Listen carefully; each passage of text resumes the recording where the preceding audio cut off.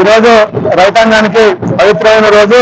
ఎందుకంటే గత ప్రభుత్వం ధరణి పేరుతోటి ప్రవేశపెట్టి ధరణి పేరు మీద రైతాంగాన్ని ఇబ్బందులు పెట్టి మన తహసీల్దార్ ఆఫీసులో కానివ్వండి, ఎక్కడైనా రెవెన్యూ వ్యవస్థలో చాలా ఇబ్బందులు ఎదుర్కోవడం జరిగింది. రైతాంగం ఒక రైతు బిడ్డగా రైతుగా శ్రీనివాసరెడ్డి గారు, రేవంత్ రెడ్డి గారు ఎన్నికల మేనిఫెస్టోలో ధరణిని రద్దు చేసి దాన్ని బంగాళాఖాతాలో కలిపేసి మా ప్రభుత్వం వచ్చిన తర్వాత కొత్త రెవెన్యూ చట్టం తీసుకురావడం జరుగుతుందని చెప్పి రైతాంగాన్ని మెప్పించి ఒప్పించి ఈ ఎన్నికలో పోవడం జరిగింది.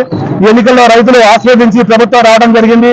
వచ్చిన ప్రభుత్వంలో రెవెన్యూ శాఖ మంత్రులుగా శ్రీనివాసరెడ్డి గారు క్యాబినెట్ లో రావటం, రేవంత్ రెడ్డి గారు ఒక రైతుగా, సీనన్న ఒక రైతు బిడ్డగా, రైతు కష్టాలు చేసిన రైతుగా ఈ రెవెన్యూ వ్యవస్థని మార్చాలి, ఈ రైతుల పడుతున్న ఇబ్బందుల్ని తీర్చాలి అని బడుగు బలహీన వర్గాలు కానీ, మైనార్టీలు కానీ, మొత్తం సామాన్య రైతాంగం అందరూ అన్ని విధాలు ఇబ్బంది పడుతున్నారు.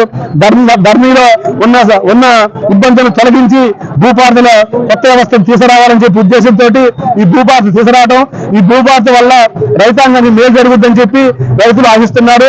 పెద్ద ఎత్తున తెలంగాణ రాష్ట్రంలో రైతులు ఈ రోజున ఒక పండుగ దినంగా చేసుకోవడం సుపరిణామం.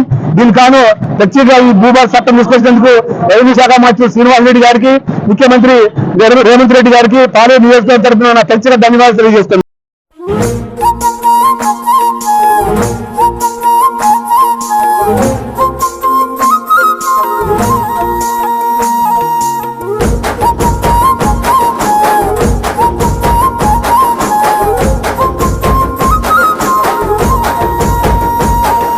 పొడిసేటి పొద్దు పొడుపమ్మో పొంగులేటి సీనన్న పేదొల్ల పెద్ద కొడుకమ్మో మనసున్న పెద్దన్న సల్లనైన సింధూరు